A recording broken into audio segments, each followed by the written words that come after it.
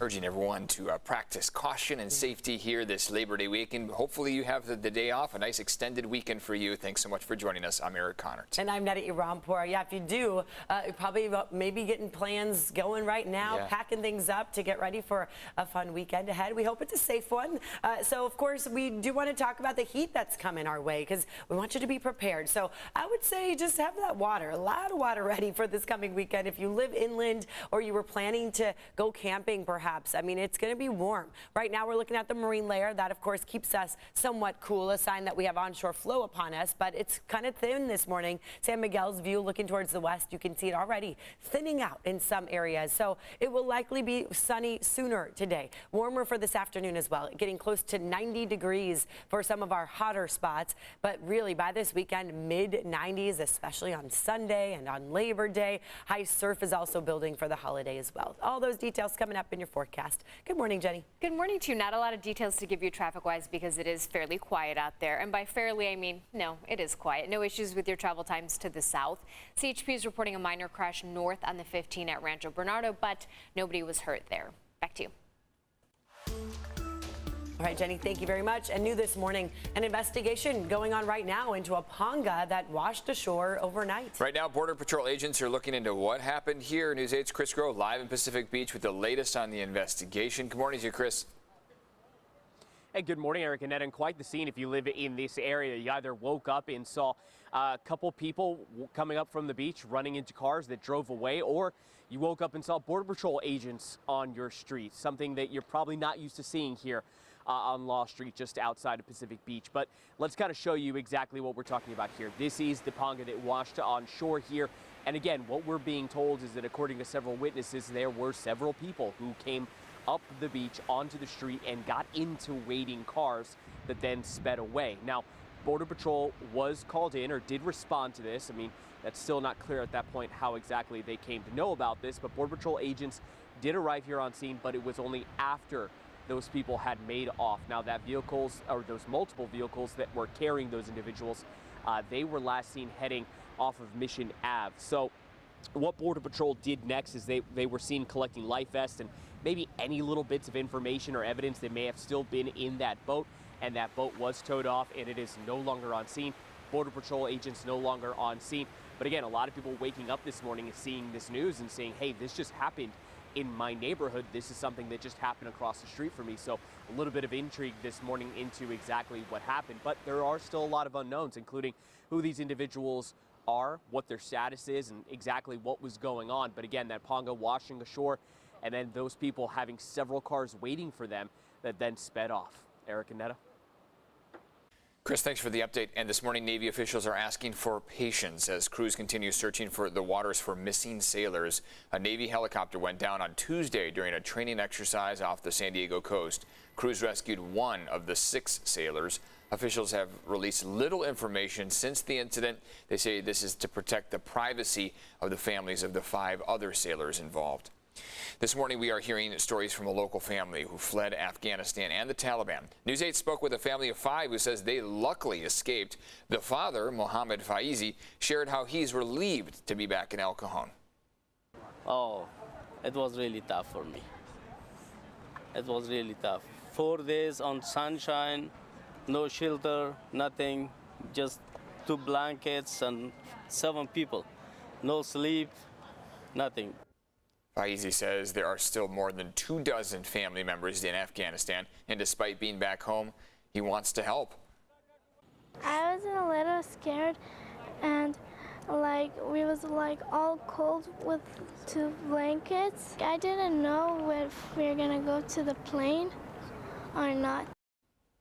Coming up at 6:30, we're going to have more on the efforts to bring San Diegans home from Afghanistan.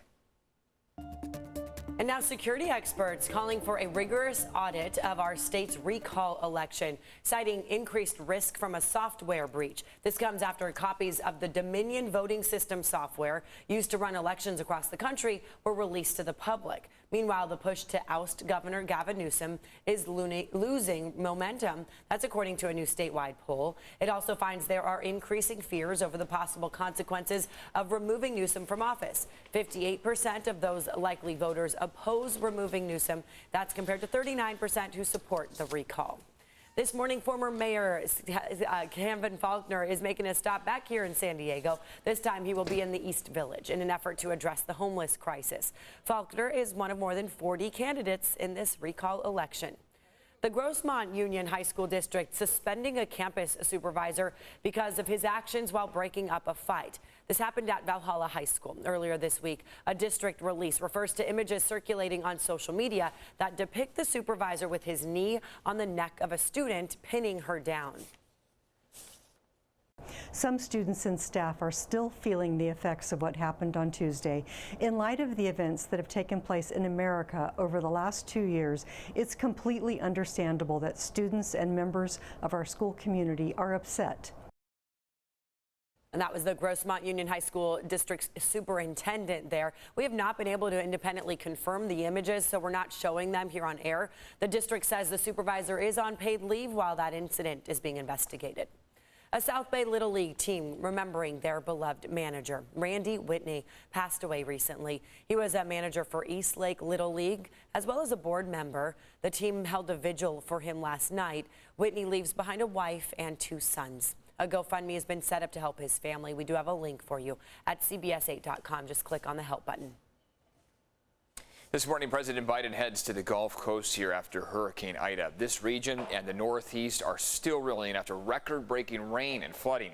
The storm now responsible for more than 45 deaths. In New York City, subway lines are returning to normal, but many people in Louisiana are still without water, gas, and electricity.